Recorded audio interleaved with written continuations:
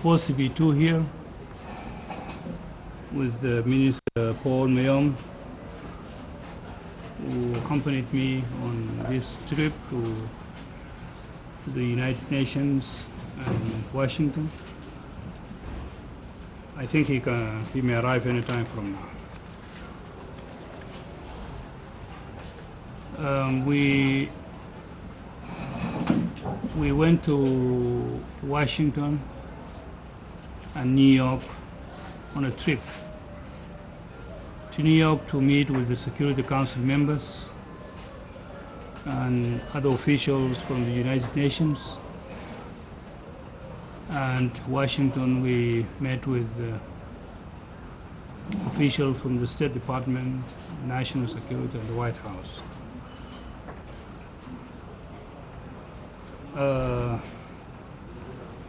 In New York, we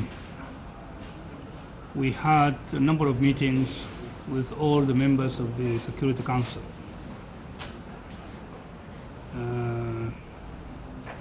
We discussed a number of issues. We briefed them on the situation in South Sudan and the conflict between the Republic of South Sudan and Sudan. We also discussed with them the roadmap which was suggested by the African Union and our opinion on the roadmap.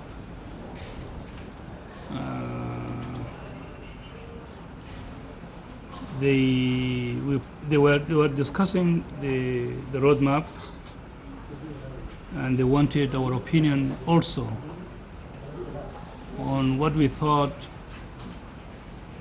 of the issues that came in the roadmap. There were about main 5 or 4 points.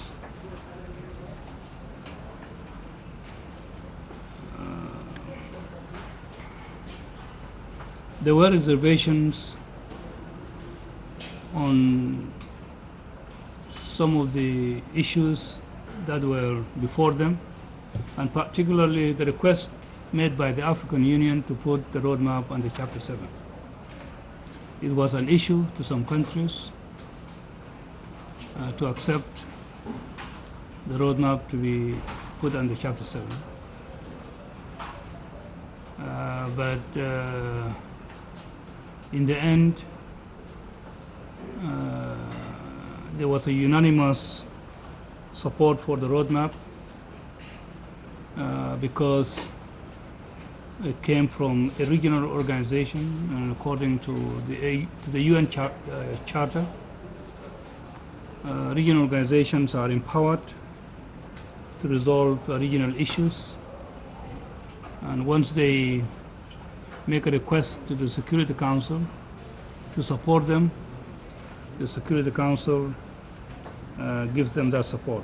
And that was what the Security Council did. The Security Council, despite reservations by some countries, the Security Council decided to give support to the demand by the African Union to put the roadmap under Chapter 7, and particularly Article 41.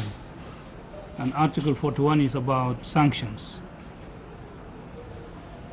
Of course, nobody wants sanctions. It is only when necessary then people can resort to sanctions.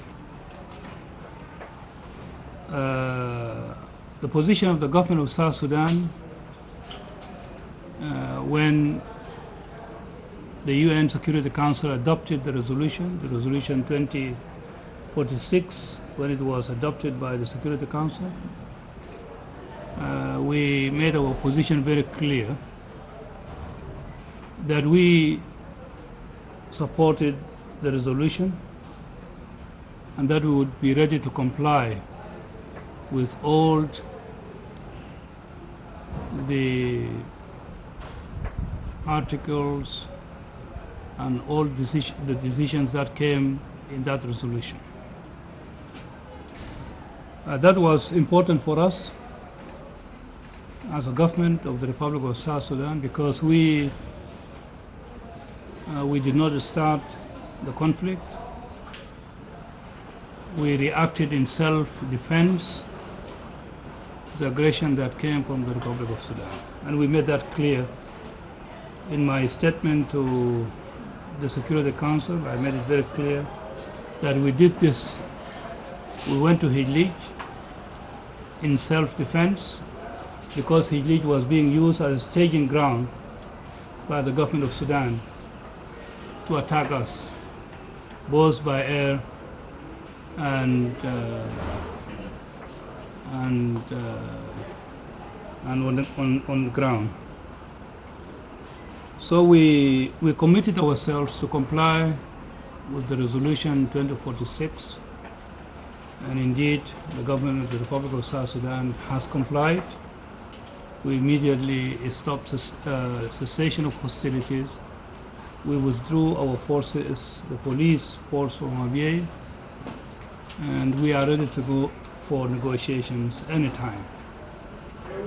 Once the African Union High Implementation Panel is ready to call the parties for discussions. That was important for us to make that clear to the international community and to the Security Council.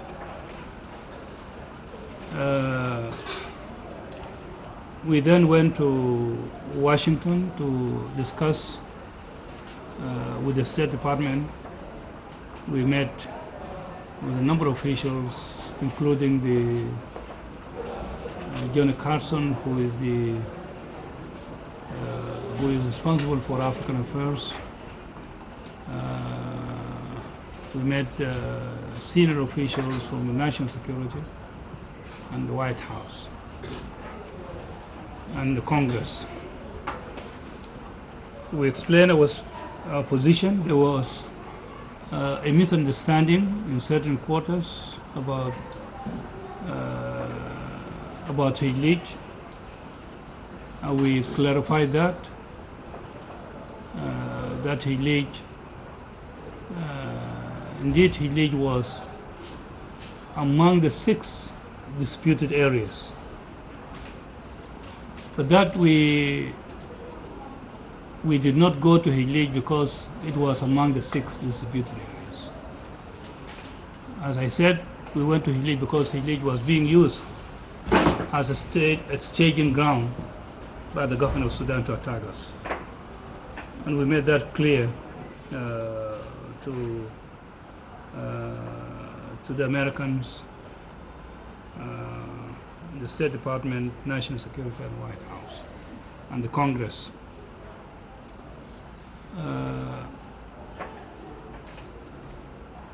Then we talked about there was another misunderstanding over the 2 areas, Southern Kordofan and Nuba Mountain, Southern Kordofan and Blue Nile. The accusation was that the government of the Republic of South Sudan was supporting SPLA North in those 2 areas. We also clarified our position. You know, the problem in the 2 areas is a result of lack of implementation of the Comprehensive Peace Agreement in the 2 areas. As you know, there are 2 protocols that are not implemented in the 2 areas relating to popular consultation in the 2 areas and absorption of SPLA North in the Sudanese army and other security organs. So the government of Sudan has not implemented the 2 protocols in the 2 areas, and that's why there is fighting. When SPLM started in 1983, SPLM was joined by all Sudanese. The majority of the people were from South Sudan, but there were other members from other areas as well. Southern Kordofan, Blue Nile, Darfur, Eastern Sudan, Central Sudan, and all parts of Sudan. And now these people, when they join us, when they join SPLM, they did not join SPLM because they were mercenaries. They joined SPLM because they believed that they had a political problem. And that political issue was addressed in the Comprehensive Peace Agreement. And the government of Sudan did not implement it. And this is the core of the problem. So we told the State Department, National Security, and the Congress that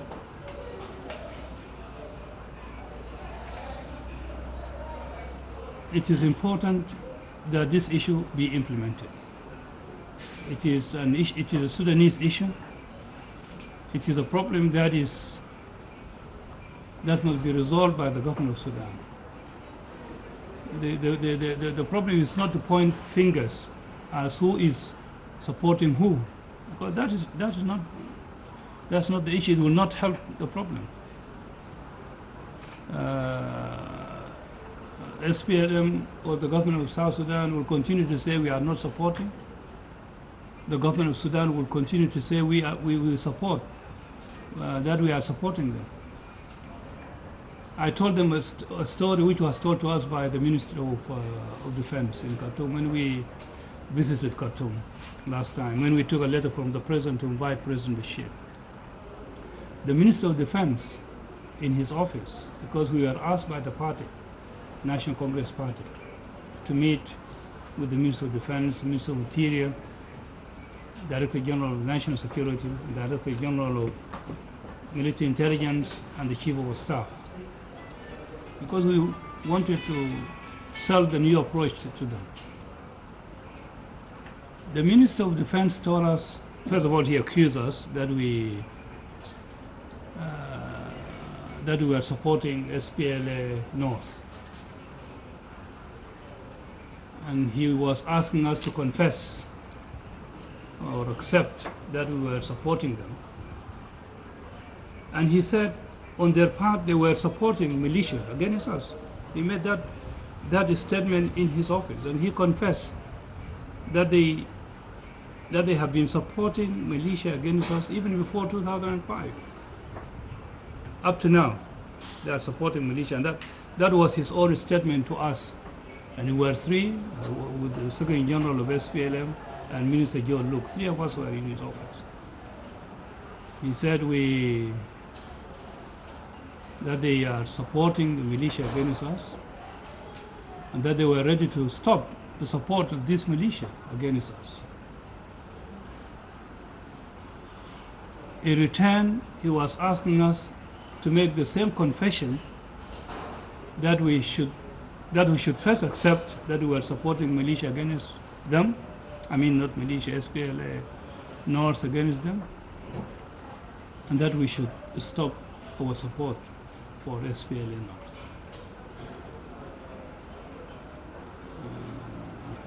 We told them,